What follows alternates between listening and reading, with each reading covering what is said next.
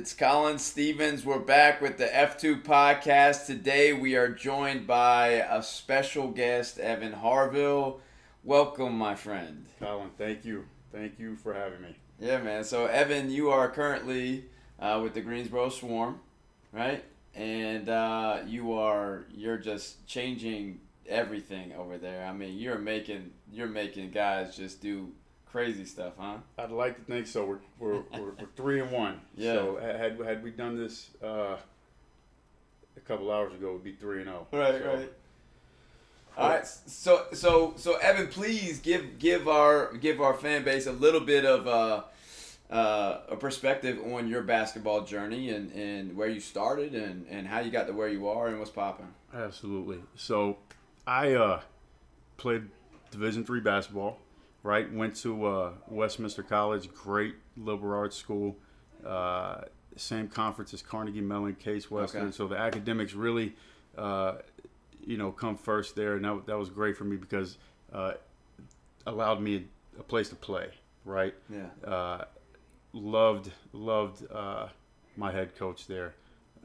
Still have a really good relationship with him. Actually stayed for a year after I graduated and helped him coach as an assistant. So, okay. But as soon as I got done with that, it's always been my dream to coach in the NBA at the highest possible level, and that's to hopefully have my name in the hat for a head coaching job in this league someday. And my personal belief was that the fastest route to break down that door in the league was through player development. Right. And I still believe that. I think just by having the relationships with players of the NBA magnitude, yeah, having them trust you, having them respect you, and having them understand that what you're doing is ultimately making them better, right, hopefully both on the court and off, is the fastest way for you to excel, not just in the league, but in your basketball career. Right.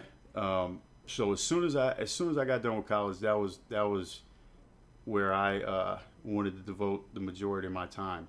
I got exceptionally lucky, I would say, to be in a city where there was an NBA team, right, like Charlotte, right, to where there were, NBA guys just around. Right. I got lucky and there's luck involved with all this, right? I mean, but I got lucky to be involved with a good number of NBA players just through relationships. And you know how it goes. If you got one guy, you got five guys, right? Because it's a trust thing. Right. If you do a great job with one, they're going to bring a couple more. Yep. And it really built from there. So did that for 3 or 4 years, I think, all the way up until this past off season. Mm-hmm. Was still working with guys even this past off season, and while I was in my interview process, and all the while the last 2 years, I think I've had over 6 NBA interviews, 6 interviews with 6 different NBA teams. I was a finalist for 2. So I had been knocking on the door the last 2-3 years, and then finally broke that door down right a couple months ago. So which had to be a fantastic feeling. It was great. It's still like it was. And I knew with Charlotte that it was going to come through. At a certain point, I was like, okay, this feels really good. Yeah. I think I've got this. Right. And it's still, until you sign the paperwork, it's not done until it's done. So I actually felt so confident in Charlotte that I had another team. I won't say the team, but I had another team call about a position, and I told them I was already in the talks with this. So which was, I went on a limb, Right. That was, I hung up that phone call and was kind of like, what did I just do? Right. I was sweating that a little bit, but no, now here we are. Yeah. So, doing the same thing, that I've been doing with a major focus on player development and doing it, with a team right now. Sure. So and the G League is something that, I mean, they're all about player development, right? All I mean, about it's player like development. getting guys ready for where they want to be. As and the G League's crazy, and I'm learning this, as I go. But there's your win-loss record is, I mean, it's wild. Yeah. Because you don't know who's being sent down. You don't know who's being sent up. Yeah. Right? Your roster is extremely volatile. So when you have a situation like that, it becomes so much more about the development of the players as opposed to whether you win the game. Does that make sense? Absolutely. And I think as a coach, like, that kind of burns me to say that a little bit, right? Yeah. And that kind of hurts because you want to win, just the competitiveness and all of us. But at the end of the day, you kind of gotta, like we like to say in Charlotte, you don't get too high on your highs and you don't get too lows on the lows. We're all here to get a little bit better, right? Because it's not just a development ground for players. It's also a development ground for coaches, right? For coaches, GMs, refs. Sure. I mean, operational staff, everybody. A good friend of mine, Chad Buchanan, who's the GM of the Indiana Pacers, and I reach out to Chad a lot for advice, and one thing he would always go back to me whenever I'd circle through an interview, tell him how it went, whatever the case was. He'd always circle back and say, "Evan, get in the G League. You got to go to the G League. That's you're going to grow, you're going to learn. It's the best possible situation, I believe, for anybody to start out." And he used to say that. He'd say, "This isn't just for players. This is for development for coaches, GMs, refs.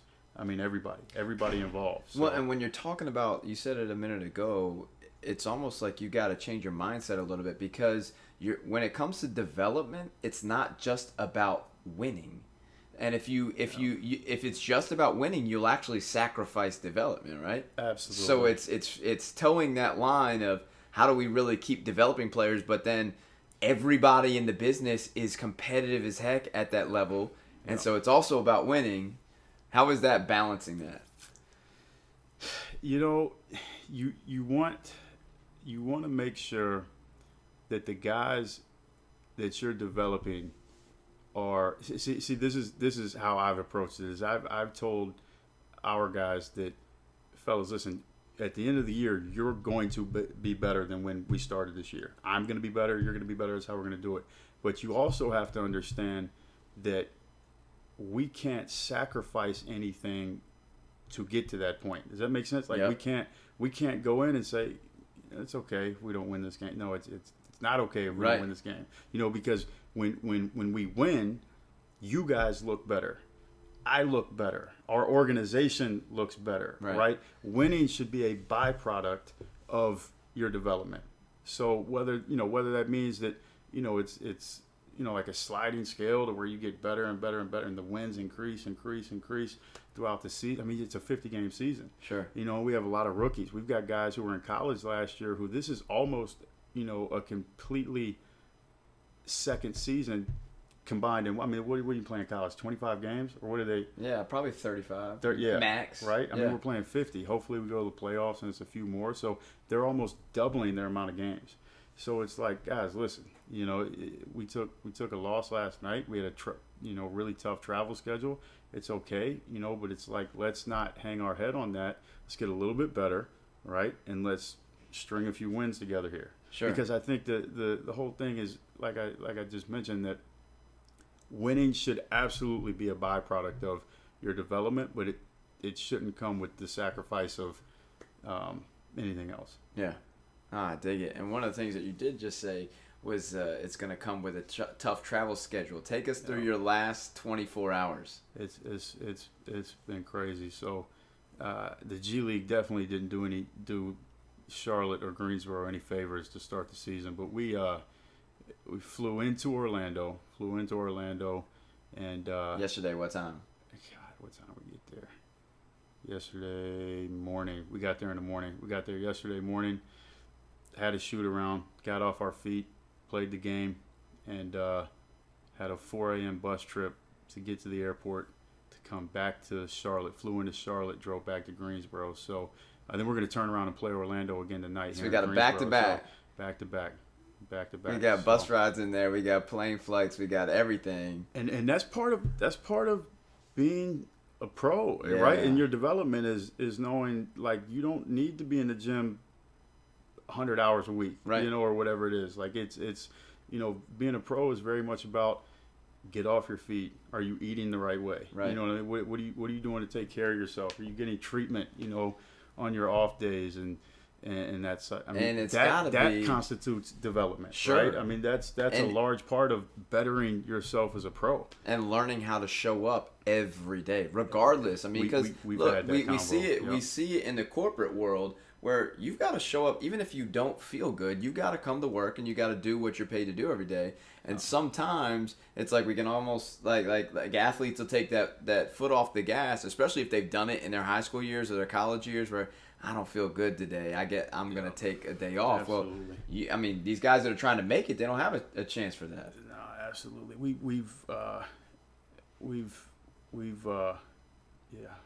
We've had those conversations with our guys. So, but no, you're absolutely right. And I like the corporate analogy because, basketball is very much a small window.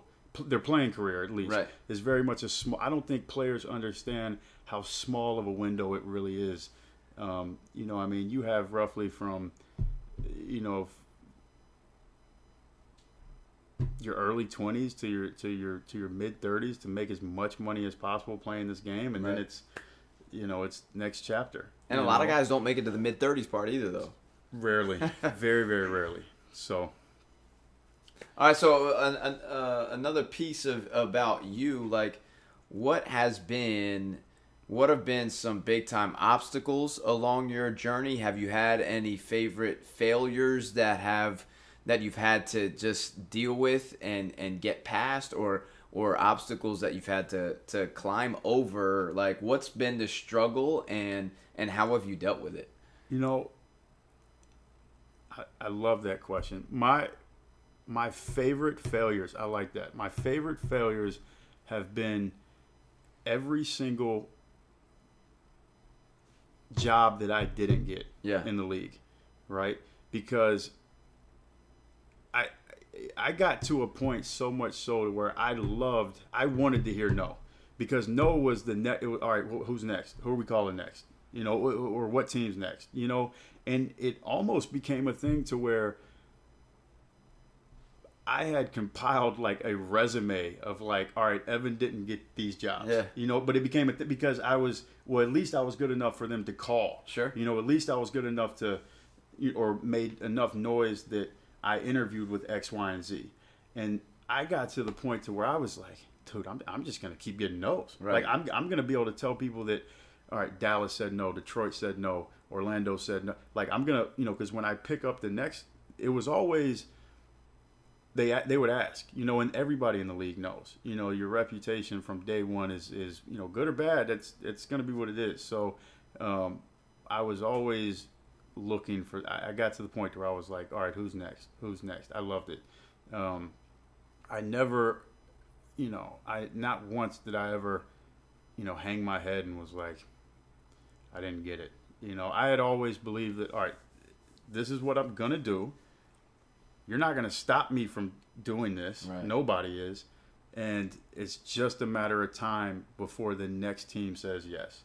Right? That was it. Sure. And then I just, again, a little bit of luck involved, just happened to get, into a situation where Charlotte cleaned house and there was a bunch of positions open and, their front office reached out and asked if I'd like to interview for a position. And, you kind of take those phone calls and you don't get too high or you don't get too low. You just absolutely, and you see where it goes. And this one was it. Yeah.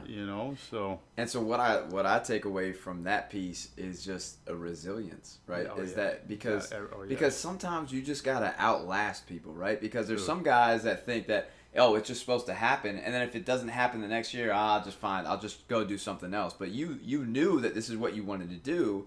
And so because of that, it's like you had some resilience through your nose. This was going to happen. Yeah. You could not tell me it wasn't going to happen. Right. I went from, I mean, working with kids, Yeah. to pay the bills, to, working with NBA players, to I mean, you even work with Steph's son. to work with Steph, to Steph Curry. traveling, to, work with, guys like Steph and players on the road and do stuff like that you were never gonna be able to tell me or convince me that this wasn't gonna happen. Right. And it's still a very much, I mean, there's a huge learning curve. Yeah.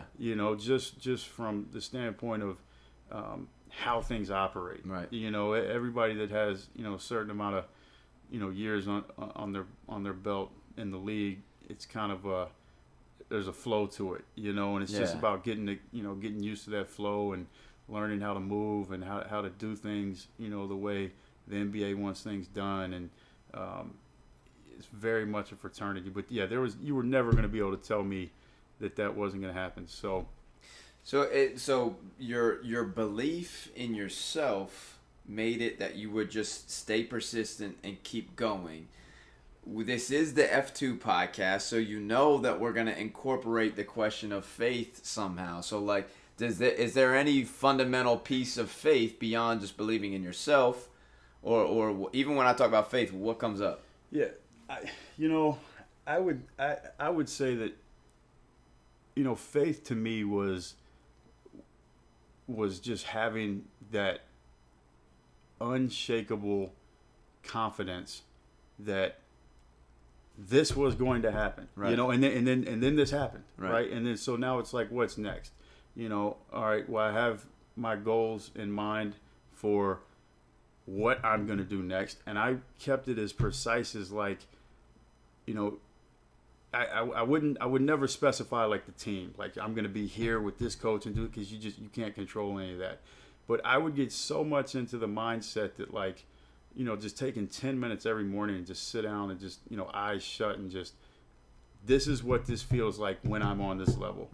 And to me, that was the faith that I needed. Right? Does that make sense? So I would put myself in that situation before it ever was, a thing. And I would just sit with it, 10 minutes a day, every morning. I made sure that was the first thing I did every morning. I still do it. Just the goals have changed a little bit, now. But, that to me was the faith that I think I've said this 50 times now, but nobody was going to be able to tell me I couldn't do this, right?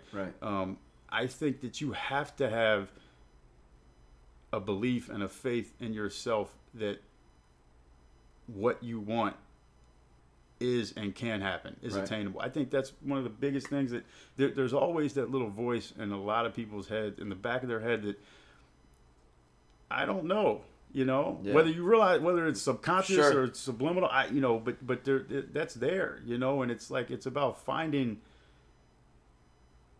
that and extracting it. There's no doubt. Like, this is what I want is happening. Why not me? It's just a matter of time. It's a matter of time. Why not me? And I think, is there a larger force, at play in all of this? I'd like to think so. Yeah. Right? Yeah. I'd like to think so, because there's things that, have happened, and people that you end up being around, and coincidences and serendipities that just kind of make you scratch your head, and you're like, huh. Right. That's interesting. Right. That's really interesting. Things that sometimes you just can't answer, so it all gets, how's it work? I don't know. You know what I mean? I don't know if we know, but I know that it works, and I think that it's about just having that trust, not just in yourself, but understanding that, okay, let's not get too high here, let's not get too low. There's a plan here. Right. I think that's largely important. Yeah. So, I'm going to get personal here, and you can push me off if you want. Please. Did your family? Did you grow up going to church? Did you grow up in a belief system? Did you grow up in anything that made you feel like, that there was a bigger picture? Absolutely. Okay, that was that'd be my mom. Yeah. Absolutely. She was, you know, as a kid. I don't know how many. Let's be honest here. I don't know how many adolescent or pre-adolescent kids want to wake up early and go to church on Sunday. Let's just be honest. Yeah. You know what I mean? I don't Yeah. know. I was not one of the. Right. I'm not. Look, listen. I'm either at the gym. I'm not getting out of bed. Look, I'm not going. Right. You know, but it was no. You're going. Right. Yeah. So, definitely my mom, and she still today. Every time, you know, we had lunch.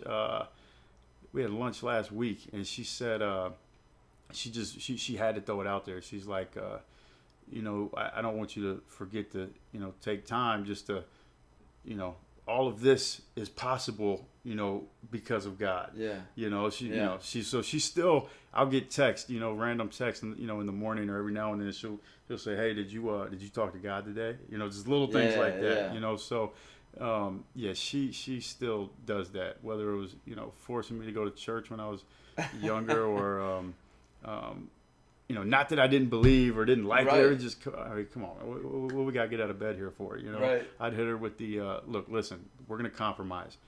I'll read the Bible for an hour, but I'm not leaving my bed. Right. You know what I mean? So, and that stopped working. So, Yeah. I ended up, you know, eventually having to go, but yeah, you know, just while we're on this, I think that is we're going to escape the basketball talk for a minute, but I think just finding your faith is fully about, you know, some churches and pastors aren't for everybody. You know, you have to you got to find what fits you, right? No question. I mean, you have to, and I think that makes the process all the more better. I mean, no different than you know, like a recruitment process for college. You want to play for who you like. Yeah. You know, who you know, you want to same thing with church. You want to attend, you know, what fits you. Sure. Right. So. And that's the hard part too, because like in my mind, if God is who He is and unchanging, but we've got all these churches that don't all come across the same way, displaying God as who He is.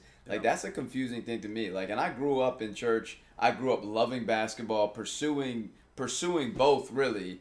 And then so like as you talk about like finding the fit for you as where you're going to attend church or where you're going to have a community of believers, like that's a difficult thing for me, because I think it should be more simple than it is. Yeah. It's like saying, it's almost like saying like the game of basketball is different here than it is in Europe, than it is in Argentina, that it is like, no, the game of basketball is the same. Like, put the ball in the hoop, and don't let them put it in the hoop. Like, it's really simple, right? At the end of the day. But we have a way of making things really more complicated than they really are, and I think we do that in faith too. Yeah, no, I would agree. I would certainly agree. Like when you talk to your team, like you guys work on X's and O's. You work on positions, you work on matchups, you work on all kinds of stuff. Yep. But when it comes down to it, what you're probably going to coach most throughout the game is making sure that we're talking, making sure that we're gonna reach the effort plays, still go over some of your schemes, but right? It comes down to basics. Yeah, everybody in the league, we all run the same stuff. Right. You know, we like to think we don't, but at the end of the day, it's the same stuff. Yeah. So, no, you're right. Absolutely. I like that. I say that maybe once a practice, like, fellas, listen. At the end of the day, that ball goes in the hoop. Yeah. Like, that's it. Yeah. You know what I mean? Like, you're right. It's extremely simple. So, faith is, it's you know, you're right. It's the same thing. Like, we have a way of making something that wasn't supposed to be complicated really complicated, and then it confuses people.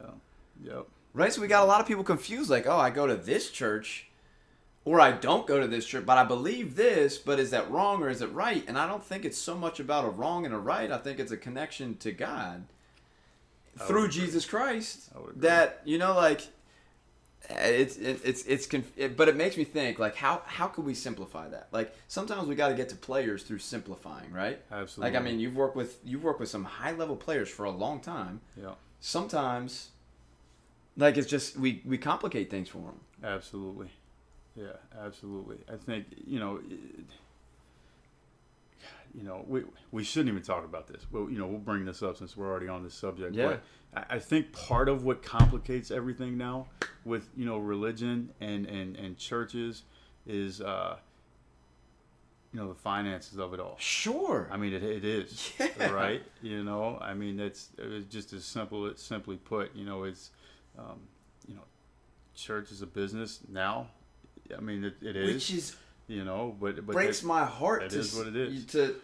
To say that that's actually what it is. No, it is. So. And it's not everywhere, though.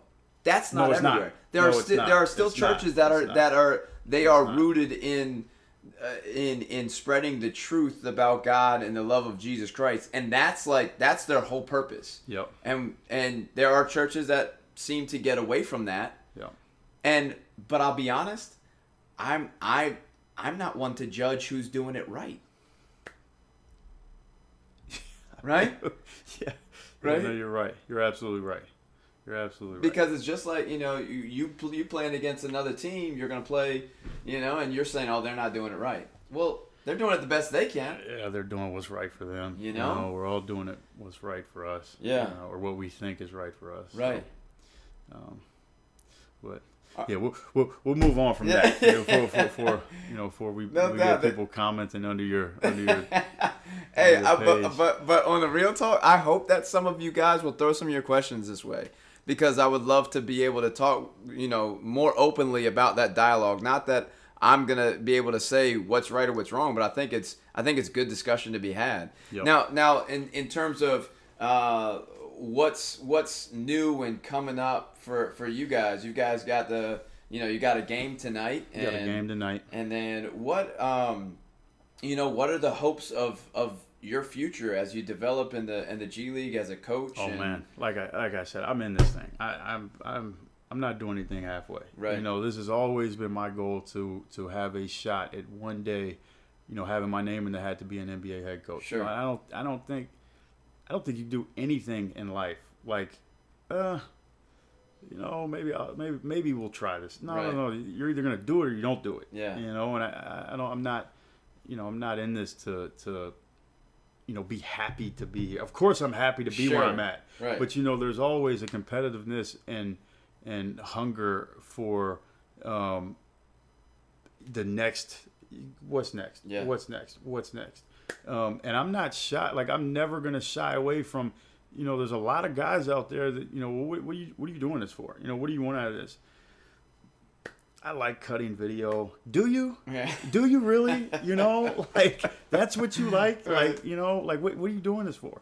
You could tell me you want to do it. Well, I would. It's funny. A good friend of mine is on staff in San Antonio, and we always joke like, brother, you're not working in the league for money, not to start out. Right. None of us are. Sure. So, but that's fine. Tell me you want to one day make a lot of money. That's okay. Again, Right. that should be a byproduct of you working so hard. I'm right. All right. I'm cool with that. But don't tell me.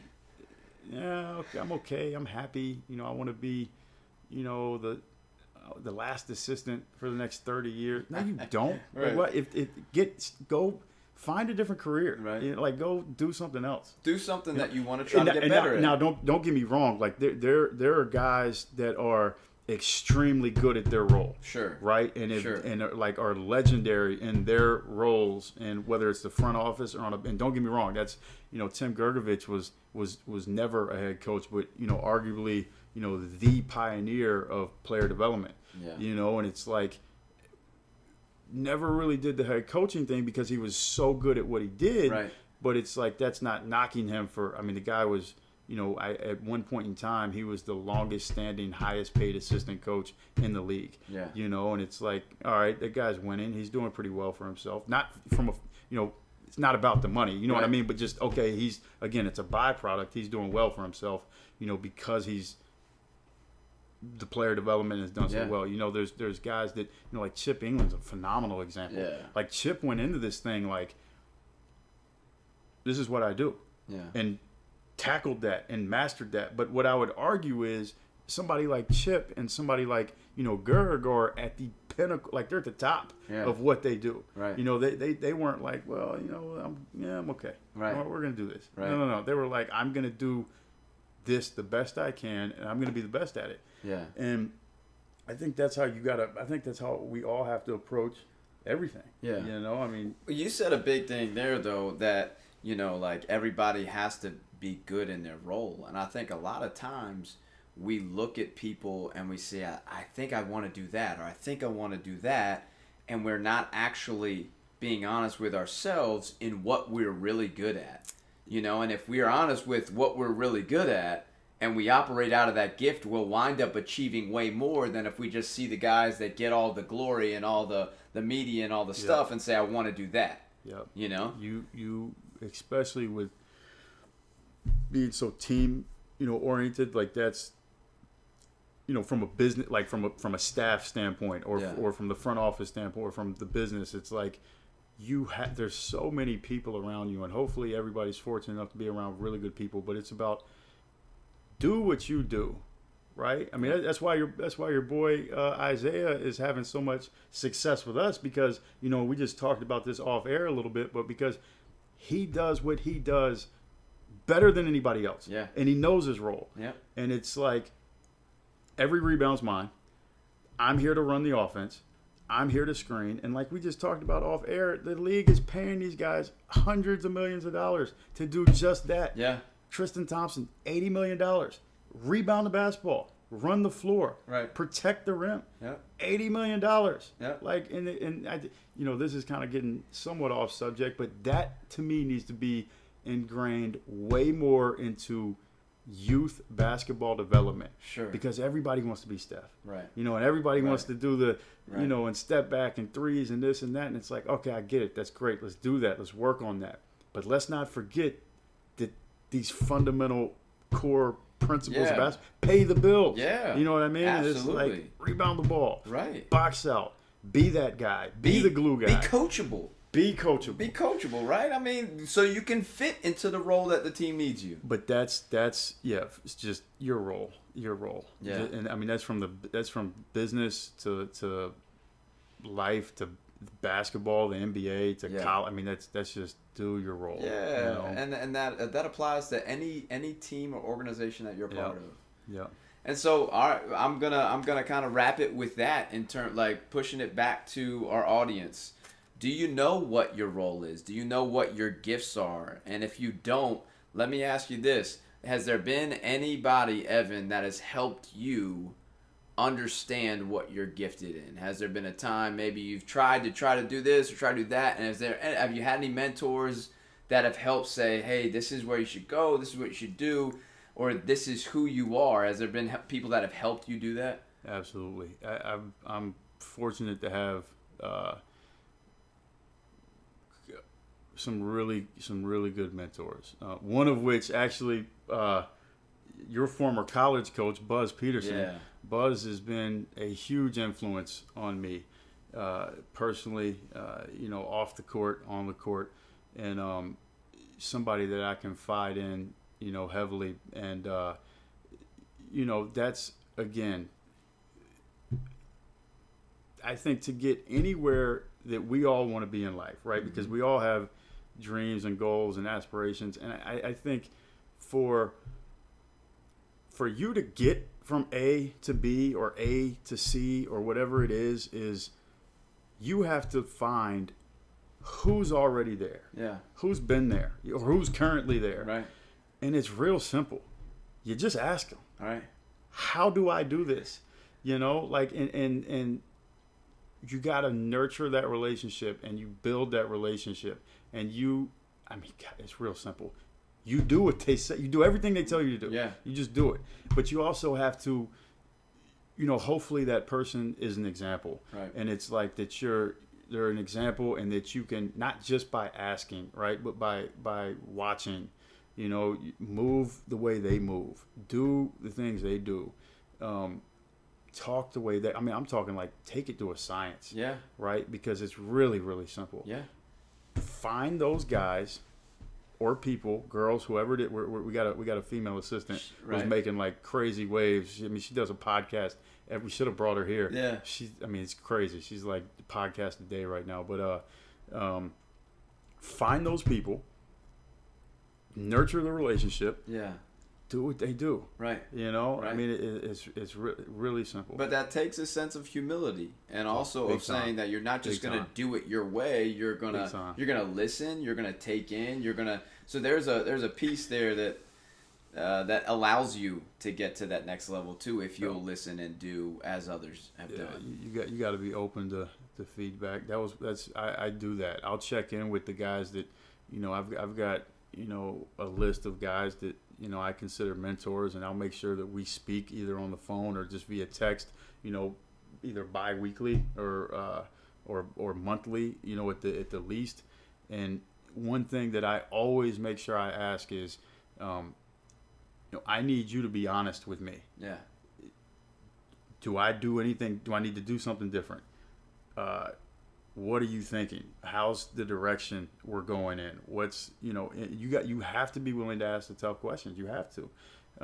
But I'll make sure that that's one of the first things that, you know, comes out of my mouth whenever we sit down or talk or on the phone is like, all right, am I doing this the right way? Yeah. You got to ask. Yeah. Right. I mean, you know, without that,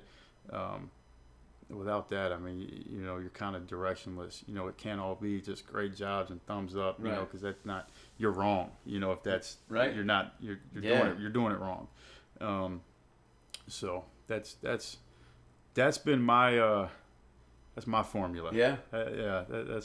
That's my formula. I dig it. All right, Evan. So if people are trying to get a hold of you and follow you a little bit, what's Twitter, social media? What you got? Yep. I got a Twitter. It's my first name Evan, last name Harville.